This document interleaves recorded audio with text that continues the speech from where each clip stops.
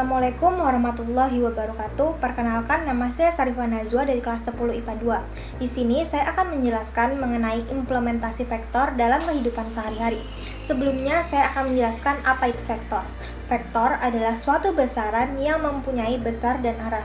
Jika digambarkan, suatu vektor ditunjukkan sebagai potongan garis yang mempunyai arah. Besar atau kecilnya vektor ditentukan oleh panjang atau pendeknya potongan garis tersebut.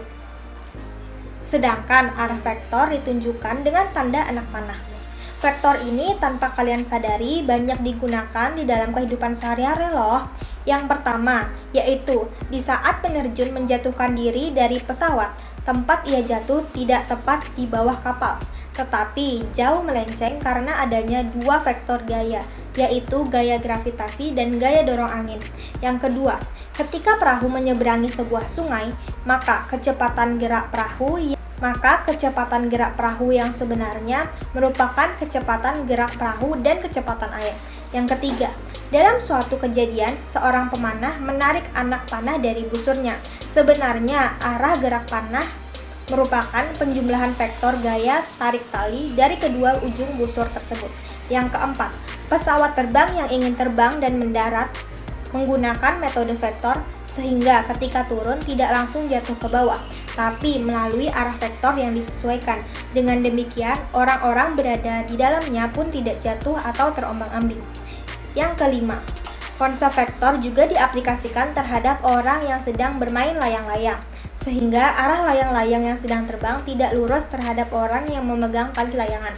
Dengan demikian, orang tersebut dapat melihat layangan lebih jelas karena ada pengaruh vektor.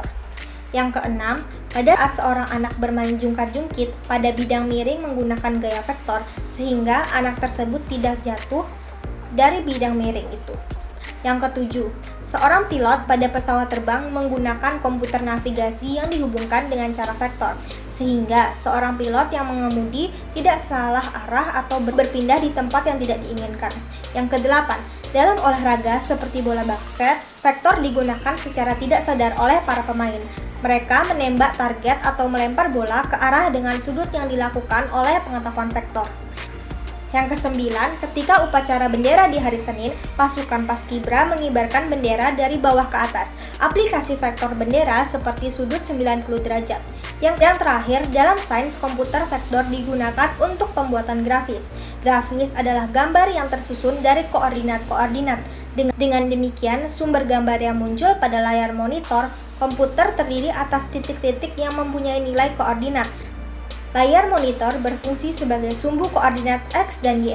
Grafis vektor adalah objek gambar yang dibentuk melalui kombinasi titik-titik dan garis dengan menggunakan rumusan matematika tertentu. Contoh software yang menggunakan vektor adalah CorelDRAW dan Adobe Illustrator. Sekian penjelasan saya mengenai implementasi vektor dalam kehidupan sehari-hari. Semoga bisa dimengerti. Terima kasih. Wassalamualaikum warahmatullahi wabarakatuh.